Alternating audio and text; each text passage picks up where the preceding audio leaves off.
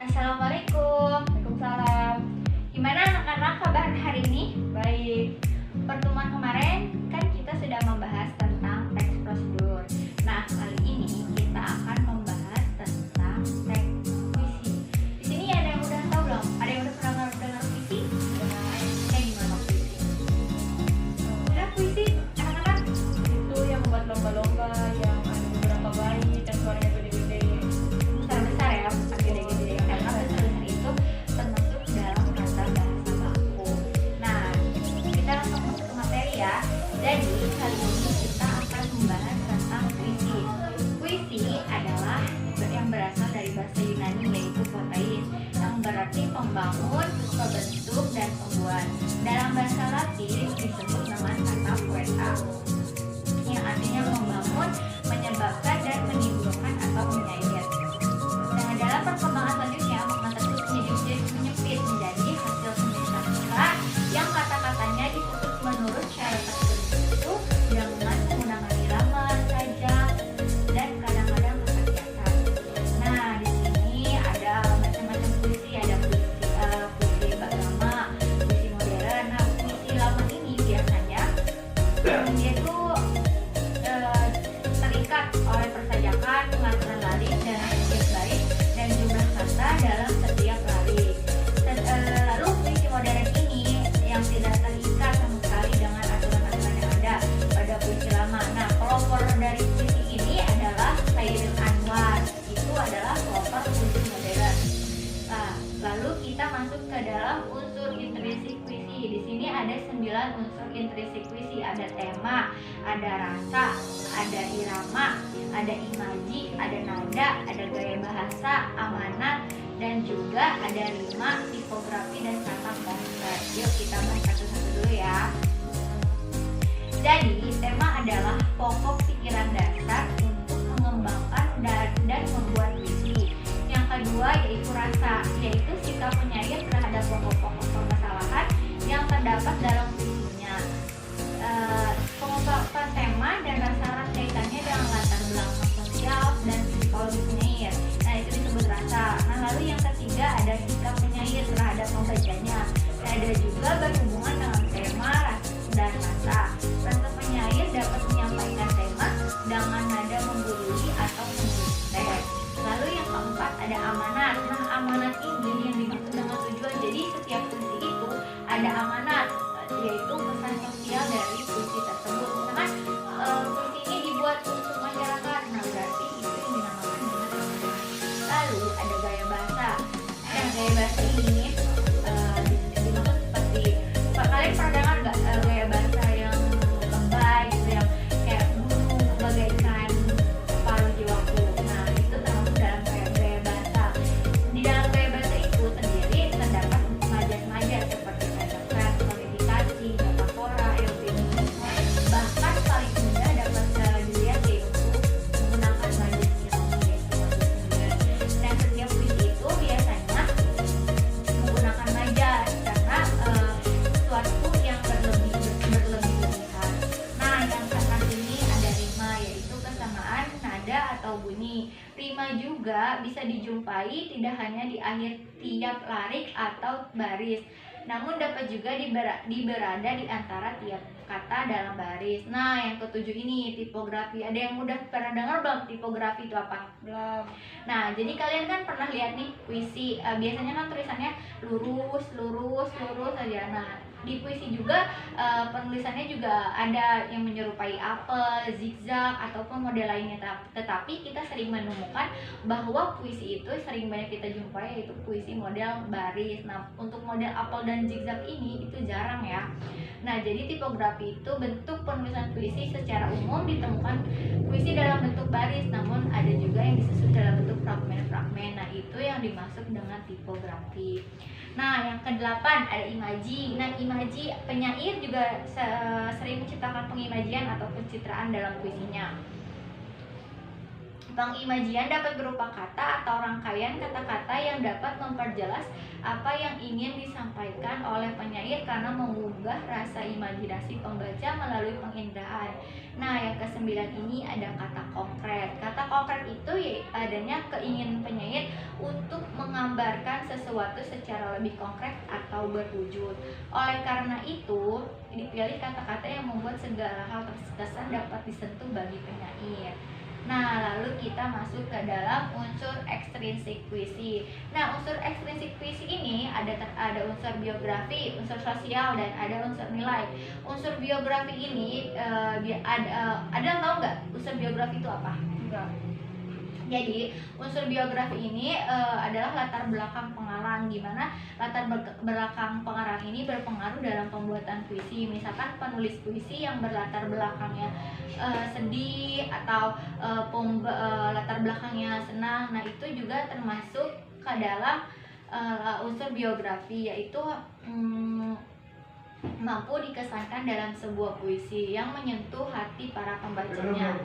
Lalu yang kedua ada unsur sosial. Unsur sosial ini sangat nanya dengan kondisi masyarakat ketika puisi itu dibuat. Misalkan pada masa Orde Baru menjelang berakhir, pada saat itu kondisi masyarakat sedang kacau dan keadaan pemerintahan pun sangat carut marut, sehingga puisi yang dibuat pada saat itu mengandung sindiran terhadap masyarakat.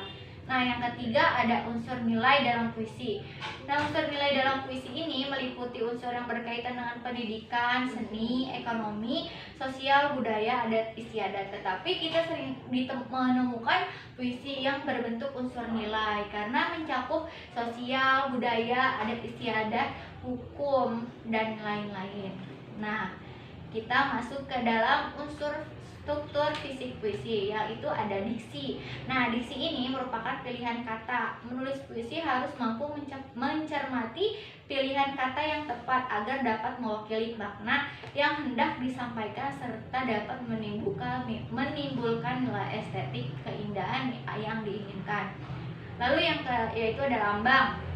Lambang ini pergantian suatu hal atau benda dengan benda yang lain, seperti bendera dilambangkan dengan identitas negara, seperti itu ya, paham?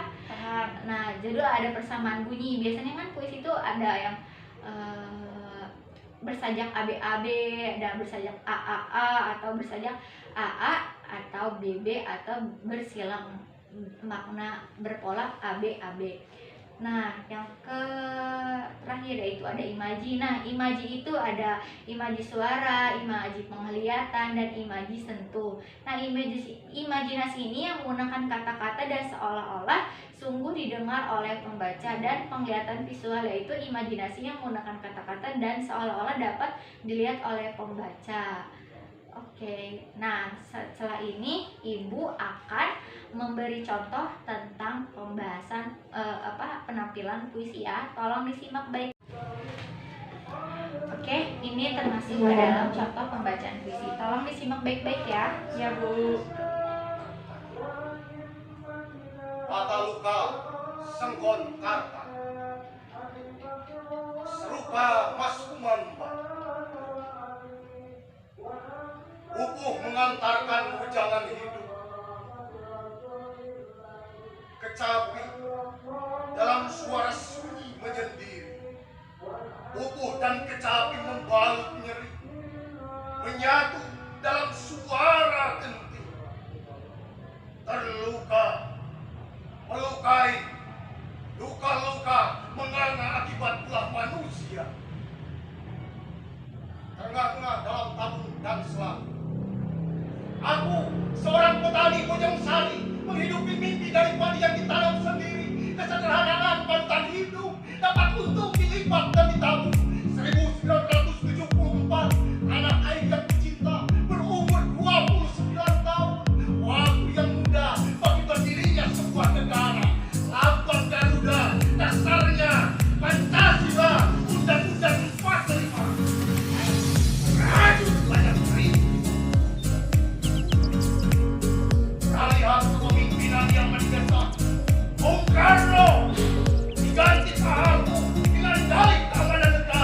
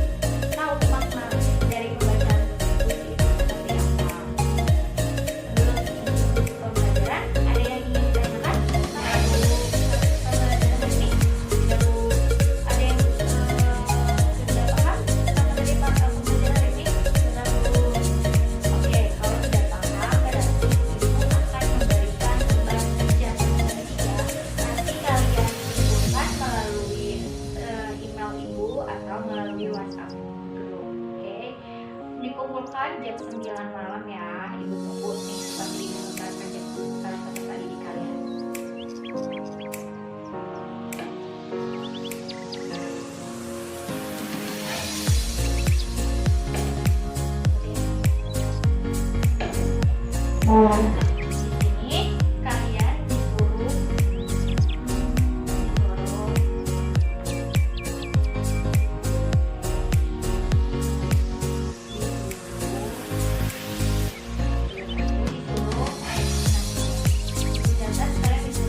identifikasi kata-kata yang mewakili perasaan dari peristiwa yang ingin disampaikan oleh penyair ini ya biasanya. Lalu kalian identifikasi kata-kata yang mewakili perasaan anjir yang terdapat dalam puisi yang kalian harus isi dan ditulis. Sebelum menutup pembelajaran, coba ada yang sedikit kesimpulan tentang materi pembelajaran hari ini. Kesimpulan dari saya, ini adalah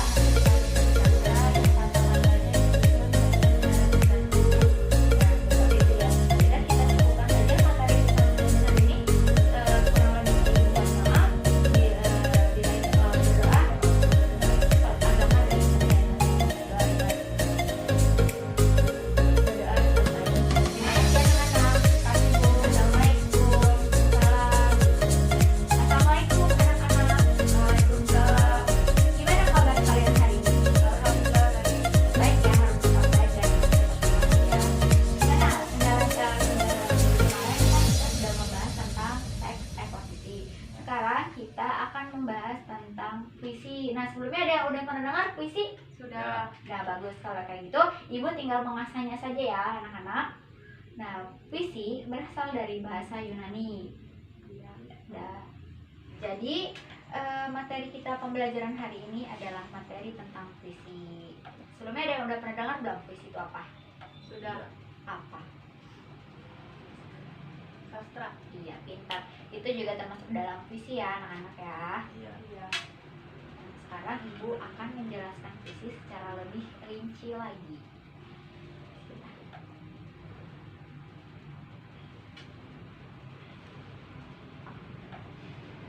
Jadi, puisi itu berasal dari bahasa Yunani, yaitu artinya membangun, membentuk. Lalu juga dalam bahasa Latin disebut dengan kata poeta yang artinya membangun, menyebabkan, menimbulkan, menyair. Dan dalam perkembangan selanjutnya, makna kata tersebut menyempit menjadi hasil seni sastra yang kata-katanya disusun menurut cara tertentu dengan menggunakan irama, sajak, kadang-kadang kata kiasan. Nah, lalu puisi itu merupakan sebuah seni tertulis ya. Dalam bentuk seni ini, seseorang penyair menggunakan bahasa untuk menambah kualitas estetis dan makna semantis. Pada selain itu juga, puisi merupakan curahan isi hati seseorang yang membawa orang lain ke dalam hatinya. Nah, puisi ini menurut perkembangannya ada dua, yaitu puisi lama dan puisi baru. Puisi lama adalah jenis puisi yang masih terikat oleh persajakan, pengaturan larik dalam setiap bait, dan jumlah kata dalam setiap larik. Nah, puisi modern ini tidak terikat sama sekali ya. Jadi aturan yang ada pada puisi lama, puisi ini mulai terikat dengan adanya penjaga-penjaga baru yang terkenal pada tahun 1945. Nah, propola itu Khairil Anwar. Jadi puisi ini ada dua macam ya, jadi ada puisi modern dan puisi lama. Nah, lalu kita masuk ke dalam unsur intrinsik puisi. Unsur intrinsik puisi adalah pengembangan dan membuat puisi, yaitu yaitu sikap penyair ya, terhadap pokok-pokok permasalahan. Nah, yang terdapat dalam puisinya ini pengungkapan tema, rasa, dan erat kaitannya dengan latar belakang sosial dan psikologi penyair. Jadi kalau kita ingin menulis puisi itu bisa termasuk ke dalam kita bisa lihat dulu latar belakangnya itu seperti apa. Makanya latar belakang pendidikan kah, agama kah, atau latar belakang kedudukan. Nah, yang ketiga yaitu ada nada, itu sikap penyair terhadap pembacanya. Nada juga berhubungan dengan tema. Kalau kita baca puisi nih, suka ada nada tinggi, nada rendah. Nah, itu kan masuk ke dalam nada ya. Nah, nada itu yang ciri khas dari puisi tersebut. Nah, yang keempat ada amanat, yaitu tujuan. Jadi setiap puisi itu ada amanat dan tujuan ya. Jadi pesan dari puisi itu tuh apa? Jadi semua puisi itu pasti ada amanatnya. Nah, yang kelima ada gaya bahasa. Dalam sebuah puisi akan banyak dijumpai rangkaian kata yang bersifat konotatif, berlebihan ataupun terkesan merendahkan diri, dan inilah disebut dengan gaya bahasa. Kalian pasti pernah dengar kan puisi yang lebay gitu kan? Ya, itu termasuk dalam gaya bahasa. Dalam bahasa Indonesia itu, gaya bahasanya itu disebut dengan majas personifikasi, metafora, eufemisme, bahkan ada yang menggunakan majas ironi. Nah, majas ironi itu ada majas sindiran ya. Nah, yang keenam ada rima, yaitu kesamaan atau nada bunyi. Rima biasanya dijumpai tidak hanya di akhir tiap larik atau baris, namun juga berada di antara tiap kata dan tiap kata dalam baris. Nah, yang ketujuh ada tipografi. Tipografi ini pembentukan puisi. Jadi kalian pasti nggak pernah lihat puisi yang berbentuk seperti apel, menyerupai apel gitu. Pernah lihat nggak? Enggak. Ali pernah? Enggak. Jira? Enggak pernah. Oke, jadi puisi ini ada macam-macam bentuk penulisannya ya. Ada yang berbentuk apel, ada yang berbentuk baris, tetapi kebanyakan itu puisi ditulisnya menyerupai baris. Nah, itu termasuk ke dalam tipografi. Yang kedelapan ada imaji. Nah, imaji yaitu penyair sering juga menciptakan pengimajian atau pencitraan dalam puisinya. Pengimajian dapat berupa kata atau rangkaian kata yang dapat memperjelas apa yang ingin disampaikan oleh penyair karena menggugah rasa imajinasi pembaca melalui penginderaan. Nah, yang kesembilan kata konkret. Kata konkret itu adalah keinginan penyair untuk menggambarkan sesuatu secara lebih konkret atau berwujud dan jelas. Nah, kedua ada unsur eksplisit puisi. Unsur eksplisit puisi ini yaitu terdapat dalam luar karya sastra, misalnya seperti unsur biografi, unsur pengarang. Jadi dalam menulis puisi itu pasti kita ada latar belakang pengarang, seperti pengarangnya misalkan dari keadaan miskin, maka ia akan membuat puisi miskin kan, maka kita akan sedih ikut terbawa dalam pembacaan puisi. Lalu ada unsur sosial. Unsur sosial ini erat kaitannya dengan pada masa Orde Baru. Pada saat itu kondisi masyarakat sedang kacau dan pemerintahan pada sedang carut marut. Nah, sehingga puisi yang dibuat pada saat itulah puisi yang menulis sendiri-sendirian terhadap masyarakat. Nah, itu termasuk unsur sosial. Nah, yang ketiga ada unsur nilai. Unsur nilai ini meliputi ekonomi, politik, sosial, budaya, dan adat istiadat. Tapi kebanyakan semuanya puisi itu ada termasuk ke dalam unsur nilai, yaitu unsur, karena semua itu mencakup semuanya. Yang terakhir ada struktur fisik puisi, ada diksi, ada lambang, ada persamaan bunyi, ada imaji. Nah, diksi itu adalah menulis puisi harus mencermati pilihan kata yang tepat agar dapat mewakili makna. Jadi itu menulis puisi nggak sembarangan ya, harus ada diksinya, harus ada maknanya. Yang kedua ada lambang, seperti bendera dilambangkan seperti sebuah identitas negara. Nah, contoh bersalaman adalah lambang dari persahabatan. Nah, seperti itu. Pasti banyak puisi-puisi yang menggunakan lambang. Nah, yang ketiga ada persamaan bunyi. Nah, yang maksud persamaan bunyi ini di akhir larik ya, seperti akhir larik atau baris dia bersajak AA, AABB atau ABAB atau ABBA. Nah, yang terakhir ada imaji. Nah, imaji ini ada tiga: imaji suara, imaji penglihatan, dan imaji sentuh. Imaji ini imaji suara itu menggunakan kata seolah-olah sungguh didengar oleh pembacanya. Jadi suara ya. Visual itu kita bisa, misalkan puisi itu membawa matahari, berarti kita udah menggambarkan kan matahari itu seperti apa. Nah, itu termasuk dalam imaji penglihatan. Nah, yang terakhir ada imaji sentuh, yaitu yang mempengaruhi perasaan pembacanya. Kalian pasti pernah dengar puisi, kalau abis orang baca puisi kita sedih kan. Nah, itu termasuk ke dalam imaji sentuh, artinya kita ikut bisa merasakan. Sebentar, ibu cari dulu bacaan puisi.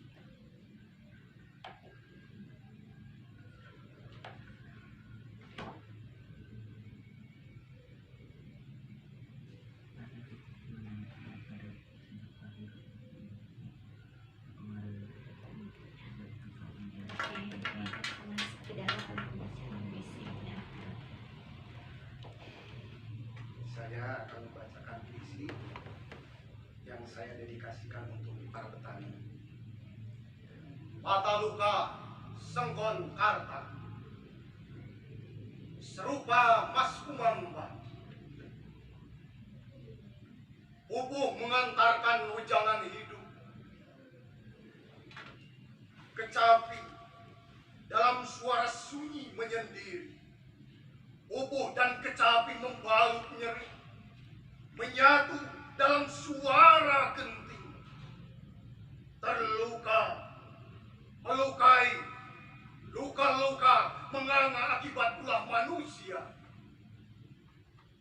Terengah-engah dalam tabung dan selang.